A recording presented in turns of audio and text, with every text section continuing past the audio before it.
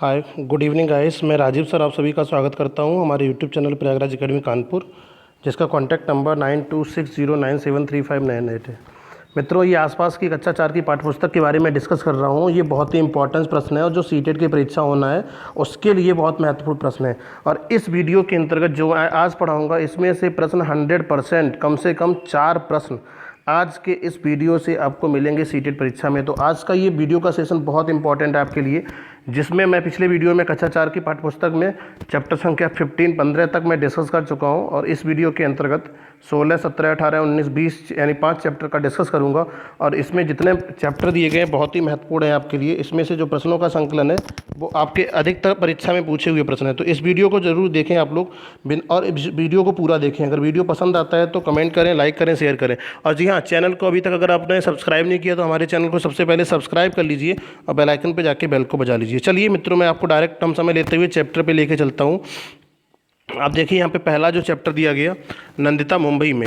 अब देखिए, नंदिता एक लड़की थी, उसकी कहानी थी मुंबई में। नंदिता को गांव से माँ को मुंबई क्यों लाना पड़ा था? नंदिता को गांव से मुंबई माँ को मुंबई इलाज कराने के लिए लाना पड़ा था। मामा की बस्ती के टॉयलेट में जाने पर नंदिता को पहले मितली आती थी। क्यों? क्योंकि मामा की बस्ती का टॉयलेट बहुत गंदा था, बदबूदार था, इसलिए उसको उल्टी आती थी, वॉमिटिंग आती थी। नंदिता को अपने और मामा के घर में क्या अंतर लगा? नंदिता के घर में एक अलग आंगन, रसोई घर, बाथरूम था, लेकिन मामा के घर में एक ही कमरे में सभी लोग सोते थे। उसी कमरे में खाना बनाया जाता था तथा स्नान भी किया जाता था। बस्ती के नल से पानी भरने और गाँव में पानी भरने में नंदिता को क्या अंतर लगा? बस्ती के नल से सुबह 4 बजे ही पानी भरने के लिए लाइन लगाना पड़ता था। वहाँ पानी लेने के लिए झगड़े होते थे। नंदिता के गांव से तालाब में पानी लिया जाता था, जहाँ कोई झगड़ा नहीं होता था, सभी लोग पानी आराम से ले लेते थे। तुम्हारे अनुसार क्या नंदिता के मामा की बस्ती में बिजली होगी? हाँ, नंदिता के मामा की बस्ती में बिजली होगी। बताइए, क्या कभी कोई तुम्हारा अपना अस्पताल में भर्ती हुआ? हाँ, मेरे दोस्त के दादाजी अस्पताल में भर्ती हुए थे। कितने दिन के लिए? 5 महीने के लिए। क्या तुम उनसे मिलने जाते थे? हाँ, मैं उनसे मिलने जाता था। वहाँ उनकी देखभाल कौन कर रहे थे? मेरा दोस्त और उसकी माता पिता वहाँ उनकी देखभाल कर रहे थे। क्या तुमने कभी ऊंची बिल्डिंग देखी है? कहाँ? हाँ, मैंने ऊंची बिल्डिंग देखी है, दिल्ली में देखी है, कई ऊंची ऊंची बिल्डिंग है। उस बिल्डिंग में कितनी मंजिल थी? लगभग 20 मंजिल थे। आपने 20 या 25 मंजिल की ऊंची ऊंची बिल्डिंग देखी होगी। तुम कितनी मंजिल तक किसी बिल्डिंग पर चढ़े हो? मैं 20 मंजिल तक ऊपर तक चढ़ा हूँ। शुरू में नंदिता को मुंबई में क्या क्या करने में डर लगता था? शुरू में नंदिता को भीड़ वाली जगहों पर जाने में, बसों में चढ़ने पे, ऊंची बिल्डिंग के नीचे देखने तथा लिफ्ट पर चढ़ने में डर लगता था। मामा के घर और बिल्डिंग के मकान में क्या क्या अंतर था? अब देखिए, मामा के घर में बिल्डिंग के मकान में जो अंतर थे वो डिफरेंसेस थे, मैं आपको यहाँ पे बता रहा हूँ। मामा की बस्ती के घर और ऊंची बिल्डिंग में बने घर। बस्ती के सभी लोग एक ही टॉयलेट पर जाते थे और सभी कमरों में अलग अलग टॉयलेट थे। ऊंची बिल्डिंग में घर में नल नहीं था, लेकिन रसोई घर तथा सभी बाथरूम और नल सभी में अलग अलग थे। अलग रसोई नहीं था, अलग रसोई था। शीशे की खिड़की नहीं थी, शीशे की खिड़की थी। तो ऊंची बिल्डिंग और मामा के घर में जो अंतर थे वो आपको यहाँ पे दिखाई दे रहे हैं। यह अंतर क्यों थे? चर्चा करिए। क्योंकि मामा की बस्ती में रहने वाले लोग धनी नहीं थे, उनकी ऊंची बिल्डिंग में रहने वाले लोग धनी थे। जबकि ऊंची बिल्डिंग में रहने वाले लोग कैसे थे? अमीर थे, और बेचारे बस्ती के लोग थे उधर मामा के घर। अपने बारे में बताइए, इनसे तुम्हारा घर किसके जैसा है? उस पर गोला लगाइए। नंदिता, मामा, बबलू या किसी और तरह का? मेरा घर बबलू के जैसा है। अब देखिए, जिस तरह से घर है तो आपको एनसीईआरटी के अकॉर्डिंग क्वेश्चन के आंसर देने हैं। तुम्हारे घर में पानी कहाँ से आता है? मेरे घर में पानी पाइपलाइन से आता है। क्या तुम्हारे घर में बिजली का कनेक्शन है? यदि हाँ, तो एक दिन में बिजली कितने घंटे आती है? हाँ, मेरे घर में बिजली का कनेक्शन है, एक दिन में लगभग 22 घंटे बिजली आती है ना। तुम्हारे घर के आसपास कौन सा अस्पताल है? मेरे घर के निकट अखिल भारतीय आयुर्विज्ञान संस्थान है। अब देखिए, यहाँ पे अस्पताल का नाम अगर पूछा जाएगा तो आपको बताना पड़ेगा अखिल भारतीय आयुर्विज्ञान स्थान है। अब देखिए, नीचे तुम्हारे घर के कितनी दूरी पर कौन कौन से स्थान है, जैसे बस स्टॉप, स्कूल, बाजार, पोस्ट ऑफिस, अस्पताल, उनकी दूरी के बारे में आपसे पूछा जाएगा। तो नंदिता के घर से स्कूल की दूरी अगर पूछा जाएगा तो आपको यही दूरी लिखना है। पेपर में अगर क्वेश्चन पूछता है तो यही दूरी बताना है। तो बताओ, नंदिता के घर से बस स्टॉप कितना दूर है? तो समय 5 मिनट लगता है। लगभग 1 से 2 किलोमीटर की दूरी है, यानी आधा किलोमीटर की दूरी, सॉरी, कितना है, आधा किलोमीटर की दूरी। स्कूल 60 मिनट लगता है, 5 किलोमीटर की दूरी है। बाजार 10 मिनट लगता है, 1 किलोमीटर की दूरी है। पोस्ट ऑफिस 4 किलोमीटर की दूरी है, 40 मिनट का समय लगता है। अस्पताल पहुंचने में लगभग 60 मिनट का यानी 1 घंटे का समय लगता है, 5 किलोमीटर की दूरी है। तुम्हारे इलाके में बने अलग अलग तरह के घर के चित्र कापी में बनाइए। अब देखिए बना सकते हो कैसे घर होते हैं लोगों के। कापी में लिखो, मामा को अपना घर क्यों बदलना पड़ा? क्योंकि उन्हें बस्ती खाली करने का नोटिस दिया गया था, बस्ती वाली जगह पर होटल बनेगा। क्या तुमने कभी अपना घर बदला है? यदि हाँ तो किन कारणों से? हाँ, मैंने अपना घर बदला है, मेरे पापा का दूसरे शहर में तबादला होने के कारण। क्या तुम्हारे परिवार के लोगों को काम करने के लिए दूर जाना पड़ता है? वे कहाँ जाते हैं? वे कितनी दूर जाते हैं? मेरे पिताजी काम करने के लिए दूर जाते हैं, वे ऑफिस जाते हैं। इनका ऑफिस मेरे घर से लगभग 10 किलोमीटर दूरी पर है। चर्चा करिए। क्या मामा की बस्ती को हटाकर वहाँ पर होटल बनाना ठीक है? यदि बस्ती के लोग उस ज़मीन के मालिक हैं तो ठीक नहीं है, और यदि लोग ज़मीन के मालिक नहीं हैं तो ठीक है। इससे किसको फ़ायदा होगा? ज़मीन पर होटल के मालिक को फ़ायदा होगा। इससे किसको परेशानी होगी? बस्ती के लोगों को परेशानी होगी। क्या तुम किसी परिवार को जानते हो जिन्हें नंदिता के मामा के परिवार की तरह ही परेशानी का सामना करना पड़ता है? उसके बारे में कक्षा बताइए। हाँ, ऐसे कई लोगों को जानता हूँ जिन्हें रोड बनाने के कारण अपना घर छोड़कर दूसरी जगह जाना पड़ा था, या दूसरी जगह जाने में उन्हें काफ़ी परेशानी हुई थी। हालांकि सरकार द्वारा दिए गए मुआवजे से उन लोगों ने नया तथा अच्छा घर बना लिया था। तो ये नंदिता की कहानी थी। मुंबई से देखिए क्या क्या था बस्ती में लोगों के। और ये चैप्टर आपके लिए बहुत इंपॉर्टेंट है मित्रों। यहाँ से सवाल हर बार पेपर में बना हुआ है, पानी कहाँ ज़्यादा है और कहाँ कम है। तो पानी कहीं ज़्यादा है, कहीं पे कम है। चर्चा करते हैं। गंदा पानी पीने से शरीर में क्या नुकसान हो सकता है? अब देखिए ये क्वेश्चन बहुत इंपॉर्टेंट है। अगर हम शरीर में गंदा पानी पीते हैं तो क्या नुकसान हो सकते हैं? गंदा पानी पीने से डायरिया, कॉलरा या अन्य कई तरह के संक्रामक बीमारियाँ हो सकती हैं। तो अगर पूछा जाए बताइए डायरिया कॉलरा नामक रोग फैलता है किससे? तो आपने कहा बेसिकली गंदा पानी या जीवाणुओं के कारण ये दोनों रोग फैलते हैं। क्या कभी तुम्हारे इलाके में पीने का गंदा पानी आया है? क्या कारण था? हाँ, मेरे इलाके में कभी कभी नलों में गंदा पानी आ जाता है। गंदा पानी वाटर सप्लाई के कारण बने पाइप से सड़कों तथा नालों के पास टूट फूट हो जाने से आता है। क्या तुम्हारे यहाँ कभी पीने पानी साफ़ न होने के कारण कोई बीमार हुआ है? चर्चा करिए। हाँ, मेरे क्लास में पढ़ने वाला एक लड़का गंदा पानी पीने के कारण बीमार हो गया था। उसे डायरिया हो गया था, जिसके कारण उसे 2 दिन तक अस्पताल में भर्ती होना पड़ा था। सुगुड़ा की बस्ती के लोगों के पीने का लिए पानी साफ़ नहीं था, इसलिए मेहमान के लिए कोल्ड ड्रिंक मंगवाया था। अब देखिए सुगड़ा की एक कहानी बता रहे हैं जिसके घर में पीने का पानी साफ़ नहीं था, मेहमान आए थे, उसके लिए क्या मंगाया था? Cold drink. तुम क्या सोचते हो सुगड़ा के परिवार वाले रोज़ पीने के पानी के लिए क्या करते होंगे? सुगड़ा की बस्ती के लोग पानी को उबाल कर पीते होंगे। मेहमान ने कोल्ड ड्रिंक पीने से मना किया, तुम्हारे अनुसार उन्होंने ऐसा क्यों किया होगा? कोल्ड ड्रिंक स्वास्थ्य के लिए हानिकारक है, इसलिए उन्होंने कोल्ड ड्रिंक पीने से मना कर दिया। अब देखिए जो हम लोग कोल्ड ड्रिंक पीते हैं, बेसिकली लोग कोल्ड ड्रिंक पीते रहते हैं, लेकिन कोल्ड ड्रिंक हमारे स्वास्थ्य के लिए कैसा है? हानिकारक। अब बच्चे होते हैं, आप लोग बहुत कोल्ड ड्रिंक पीते हो ना, तो थोड़ा सा अब कम पीना है।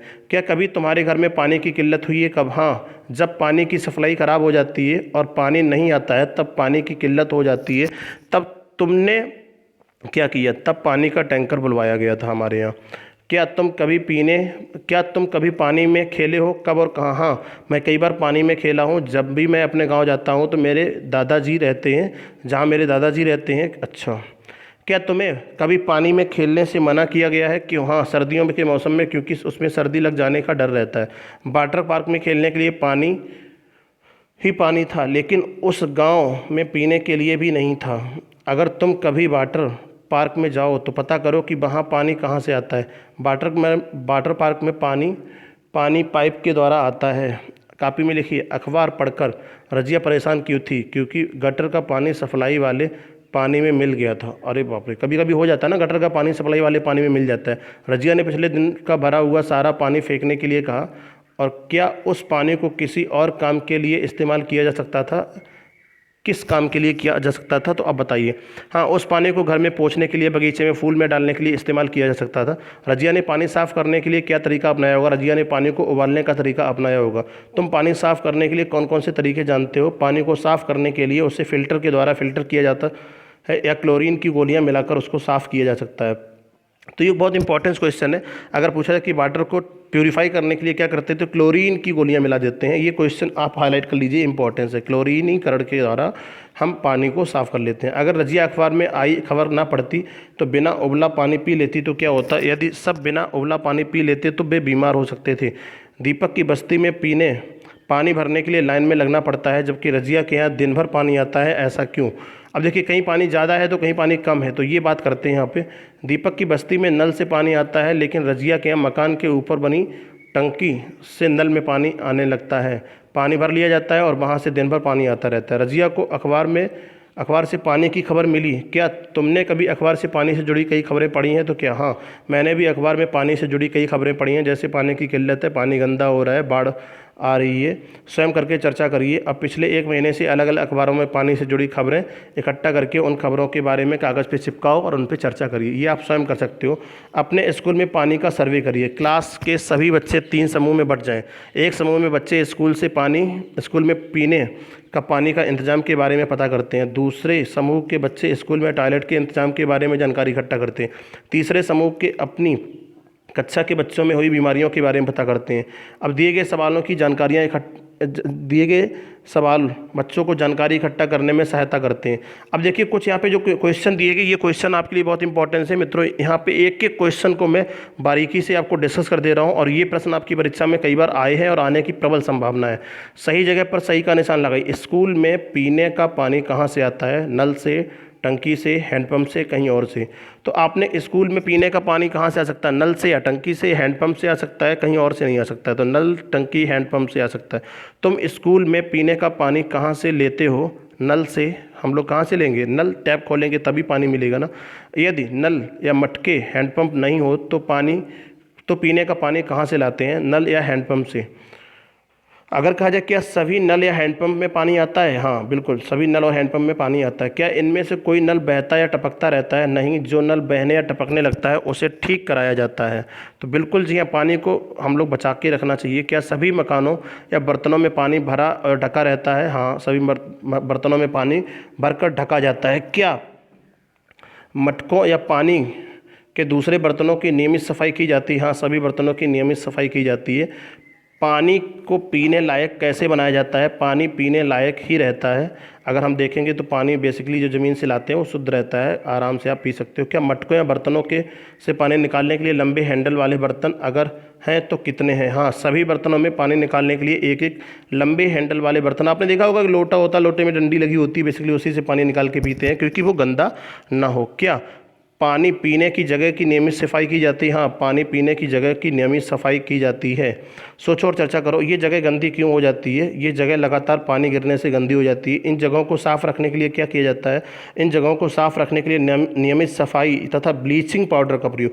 अब ये इंपॉर्टेंट क्वेश्चन है। ऐसे स्थान जहाँ पे पानी वानी गिरता रहता है, जहाँ पे काई लग जाती है, देखा होगा है ना, साइनोबैक्टीरिया जो आपके ब्लू ग्रीन एल्गा होता है जम जाता है, तो उसको अगर हम लोग कहेंगे किससे साफ़ कर सकते हैं, तो ब्लीचिंग पाउडर के द्वारा साफ़ किया जा सकता है। तो ये क्वेश्चन बहुत महत्वपूर्ण है आपके लिए। अब चलते हैं, देखिए अगले पेज में बहुत इंपॉर्टेंट प्रश्न यहाँ भी है। मटके और उसमें से पानी निकालने वाले बर्तनों की धुलाई कितने दिन में की जाती है? कौन करता है? प्रतिदिन धुलाई की जाती है। धुलाई स्कूल के स्टाफ द्वारा की जाती है। स्कूल में कितने बच्चे हैं? मेरे स्कूल में लगभग 1000 बच्चे हैं। जितने बच्चे हैं बता सकते हैं। कितने नल, मटके, हैंडपंप है? मेरे स्कूल में 25 नल हैं, 20 मटके हैं, 5 हैंडपंप हैं। क्या वे सभी बच्चों के लिए काफ़ी है? हाँ, वे सभी बच्चों के लिए काफ़ी है। इन जगहों की सफाई कौन करता है? स्कूल के सफाई कर्मचारी करते हैं। जो पानी नीचे गिर जाता है वह कहाँ जाता है? जो पानी नीचे गिर जाता है वह नाले में जाता है।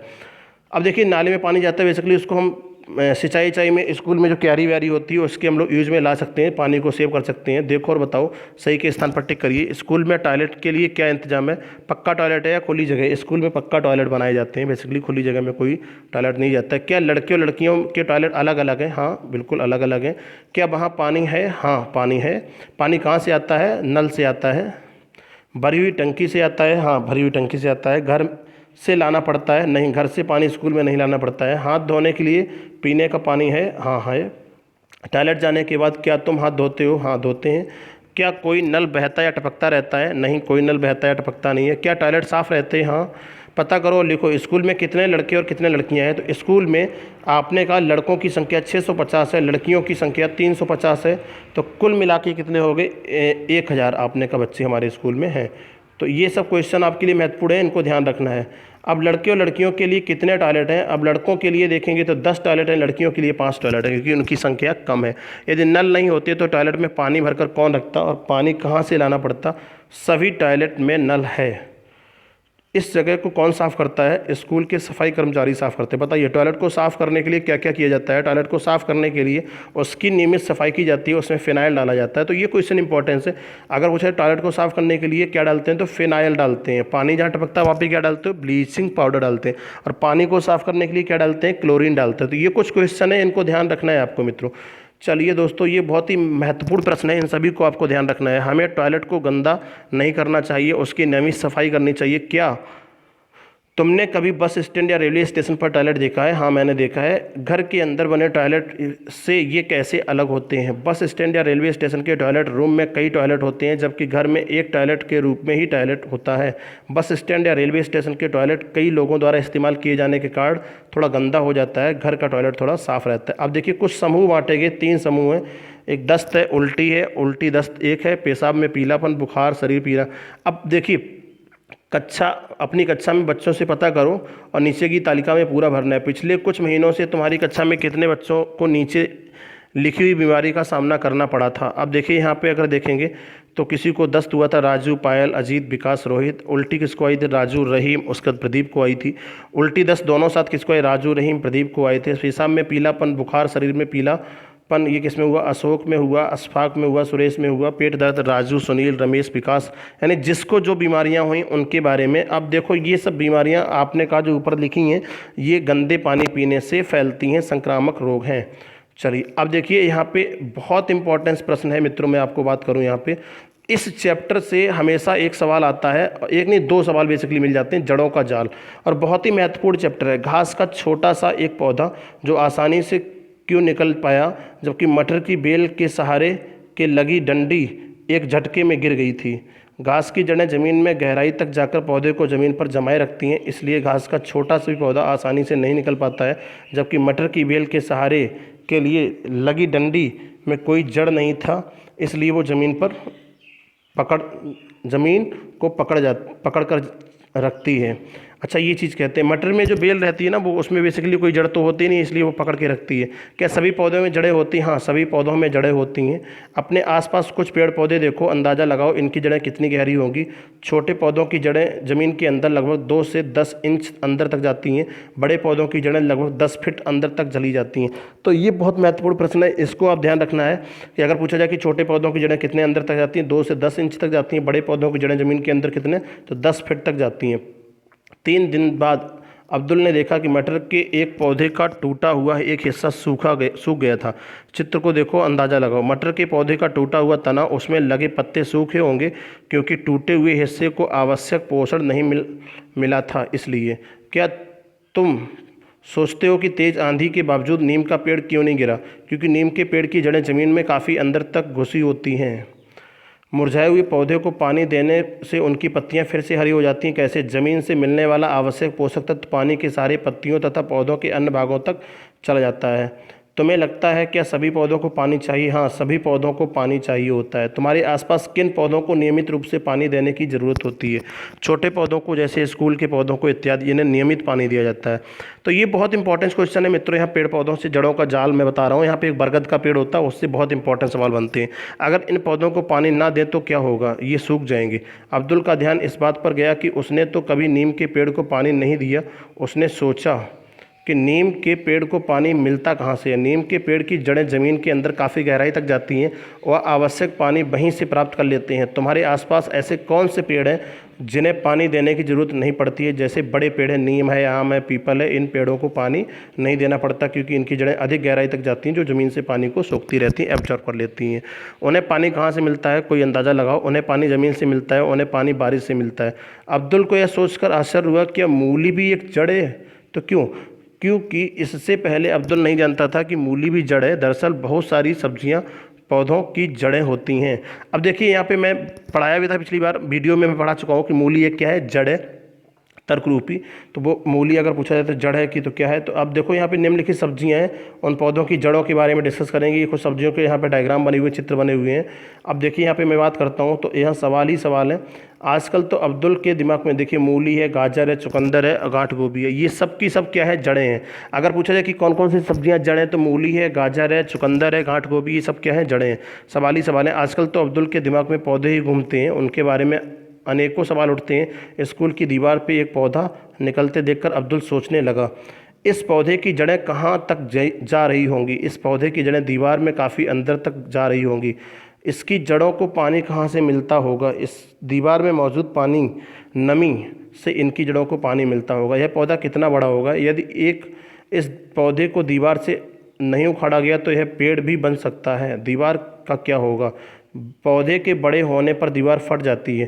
बिल्कुल सही है, आपने देखे होंगे दीवारों पर पेड़ पौधे उग जाते हैं। सामने के चित्र में दिखाए गए पौधे को पहचानो और नाम बताओ। यह पीपल का पौधा है। बेसिकली पीपल का पौधा जो फाइकस होता है उसका परागण पक्षियों के द्वारा होता है।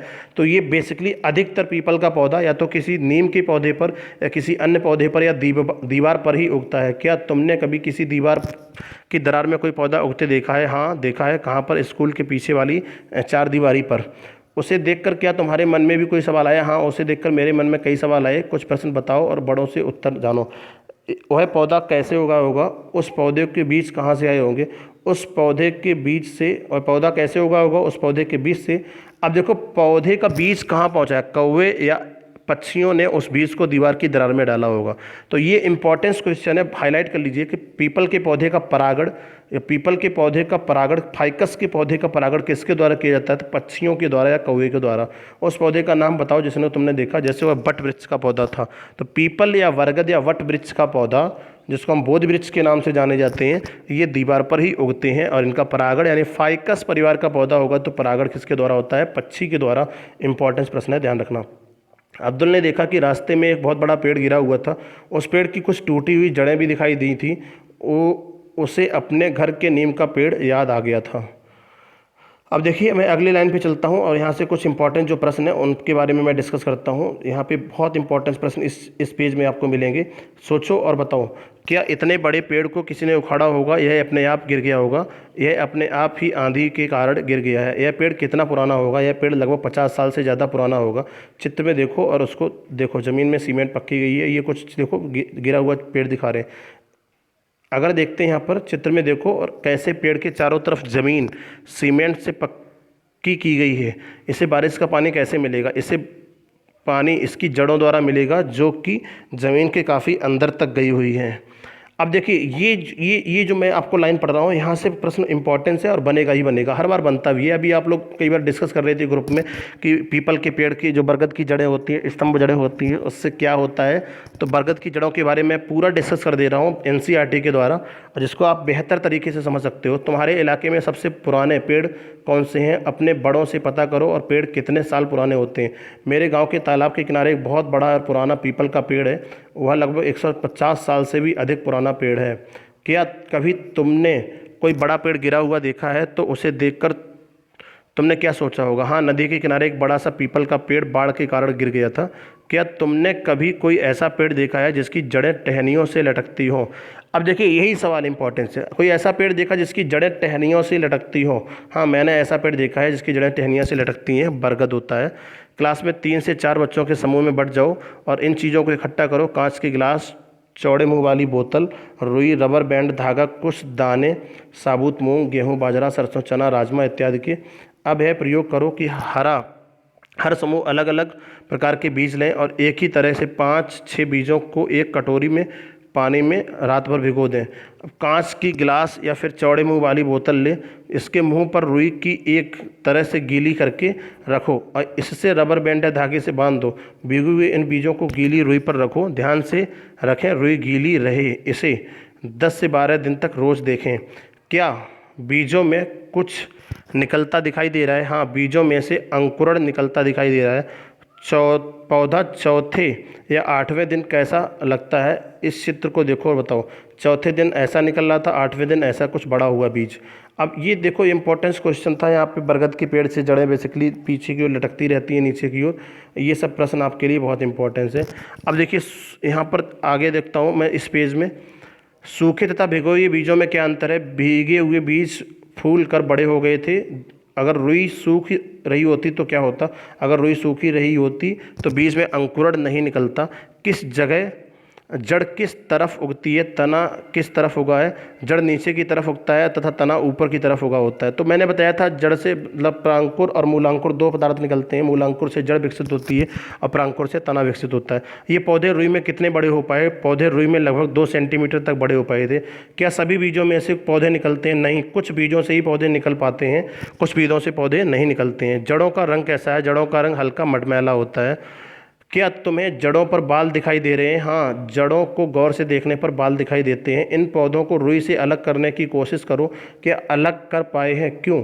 पौधों को रुई से अलग करने में कठिनाई हो रही है क्योंकि जड़ें रुई में उलझ गई हैं। तुमने देखा कि जड़ों ने रुई को जकड़ा हुआ था। क्या तुम सोच सकते हो कि इसी तरह जड़ें मिट्टी को जकड़े रहती हैं? हाँ, जड़ें इसी तरह मिट्टी को जकड़े रहती हैं। अपने दोस्तों से उगाए हुए पौधों के बारे में देखो। मेरे दोस्तों के द्वारा उगाए गए पौधों की जड़ों ने भी रुई को जकड़ लिया था। क्या क्या बढ़ता है? आरिफ और रूपाली ने आपस में बहस छिड़ गई कि ये चीज़ें बढ़ती हैं। आरिफ पत्ते, मुन्ना, कली, पिल्ला, नाखून, नाड़ी। रूपाली चांद, पेड़ में मैं, बाल, तरबूज, मच्छर, कौवा, ये सब बढ़ते हैं। क्या तुम्हें लगता है इनमें से कौन कौन सी चीज़ें बढ़ती हैं? और तुम भी अपनी एक सूची बनाओ और लिखो। हाँ, मैं, बादल, चांद, नाखून, मेरा छोटा भाई, मेरा कुत्ता, चिड़िया, बाल, सब बढ़ते हैं। तुम अपने बारे में सोचो और किस किस तरह से पिछले कुछ वर्षों में बदले हैं दिखाओ। क्या तुम्हारी लंबाई बढ़ी है? हाँ, मेरी लंबाई बढ़ी है। पिछले 1 साल में कितनी बढ़ी है? पिछले 1 साल में मेरी लंबाई 3 इंच बढ़ी है। तो अगर पूछा जाए कि पिछले साल आपकी लंबाई कितनी बढ़ी थी? लगभग 3 इंच। सोचो, अगर तुमने अपने नाखून कभी काटे ना होते तो कितने बड़े बड़े हो जाते। उनकी काफ़ी में डायग्राम बनाओ। अब देखो, ये एकदम से बड़े बड़े नाखून भूतनी जैसे दिखाई दे रहे हैं यहाँ पे, है ना। तो ऐसे नाखून हो सकते हैं अगर हम लोग नाखून नहीं काटते। जो लोग नहीं काटते हैं, भूत फैमिली से आते हैं, उनके नाखून ऐसे हो जाते हैं। तुम्हारे शरीर की क्या कोई ऐसी चीज़ है जो बढ़ती रहती है? क्या उसमें समय समय पर काटना पड़ता है? हाँ, 2 चीज़ें हैं। बाल और नाखून हमेशा बढ़ते रहते हैं, उसे समय समय से काटना पड़ता है। तो ये देखिए, अब देखिए, मिलकर खाएं। अगला चैप्टर बहुत इंपॉर्टेंट है, मिलकर खाएं। क्या तुम्हें मिलजुल कर खाना अच्छा लगता है? हाँ, मुझे मिलजुल कर खाना अच्छा लगता है। कौन कौन से मौक़ों पर तुम सब मिलकर खाना खाते हो? त्यौहार पर, परिवार में उत्सव कोई होता है तो मौके पर हम लोग मिलजुल कर खाना खाते हैं। क्या तुमने कभी क्लास में पार्टी की है? हाँ, मैंने क्लास में कई पार्टियाँ की हैं। कब की थी और उसके लिए क्या क्या किया था? हमने इस वर्ष स्वतंत्रता दिवस के अवसर पर क्लास में पार्टी की थी। उसके लिए हम लोगों ने रसोइया, निमंत्रण पत्र, सजावट के लिए स्कूल बल्ब, फूल, बल्ब आदि की व्यवस्था की थी। पार्टी में तुम और तुम्हारे साथी क्या क्या चीज़ें लाए थे? उस पार्टी में हम लोगों ने फूल, सजावट के लिए बल्ब इत्यादि लाए थे। तुम सभी ने क्या क्या खाया?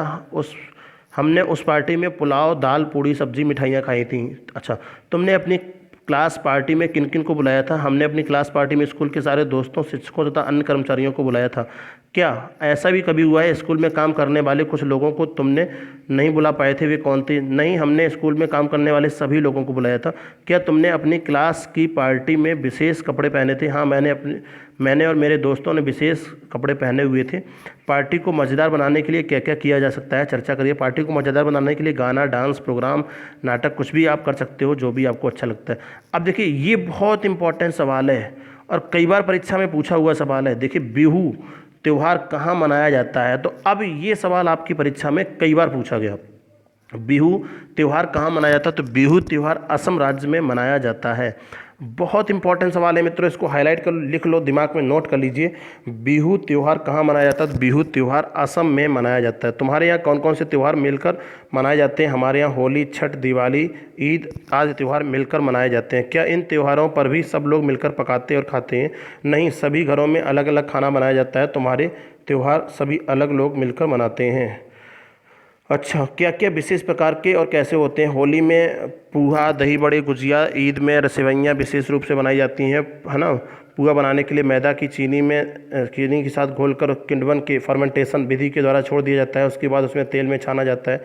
क्या खाना पकाने में किसी तरह से खास बर्तन का इस्तेमाल होता है? कौन सा?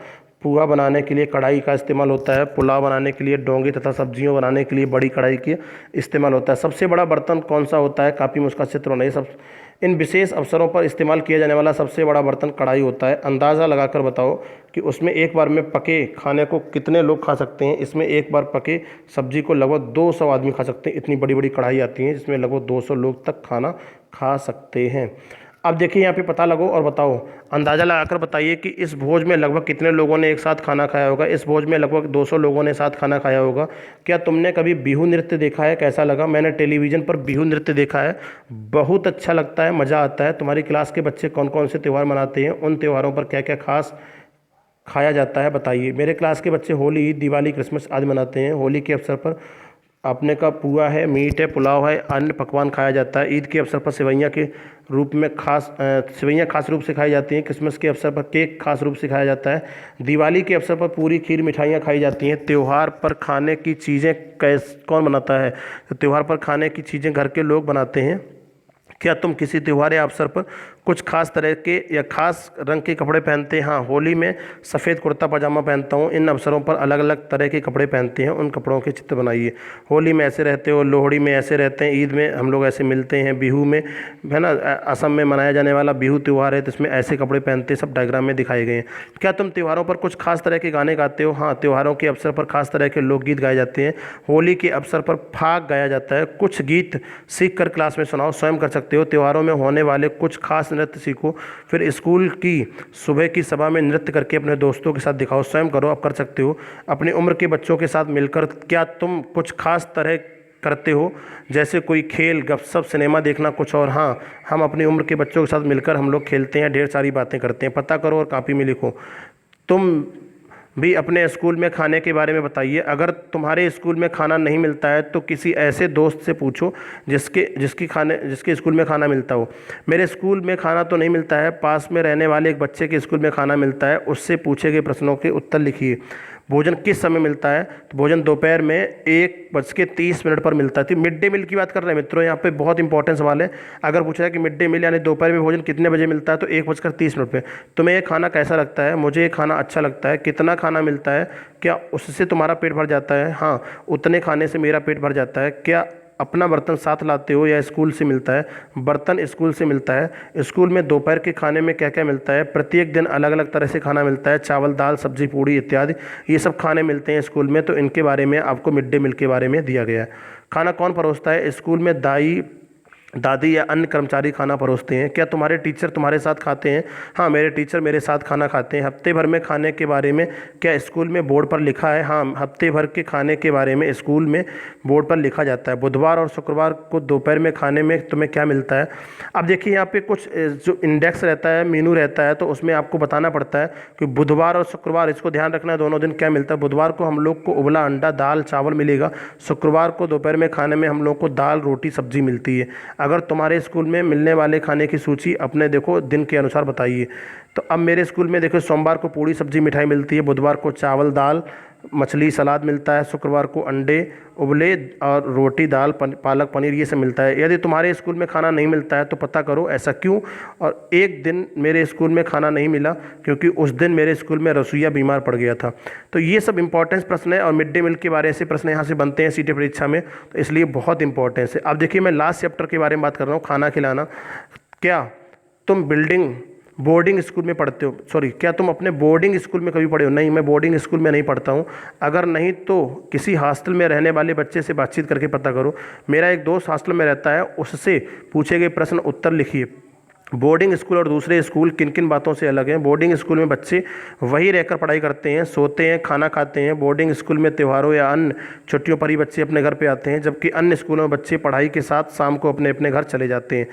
वहाँ पर कैसा खाना मिलता है? वहाँ पर अच्छा खाना मिलता है। बच्चे कहाँ बैठकर खाना खाते हैं? बच्चे डाइनिंग हॉल में खाना खाते हैं। बोर्डिंग स्कूल में बच्चों के लिए खाना कौन बनाता है, कौन परोसता है? बोर्डिंग स्कूल में बच्चों के लिए खाना रसोई बनाते हैं, अन्य कर्मचारी खाना परोसते हैं। बर्तन कौन धोता है? बर्तन धोने के लिए अलग से कर्मचारी होते हैं।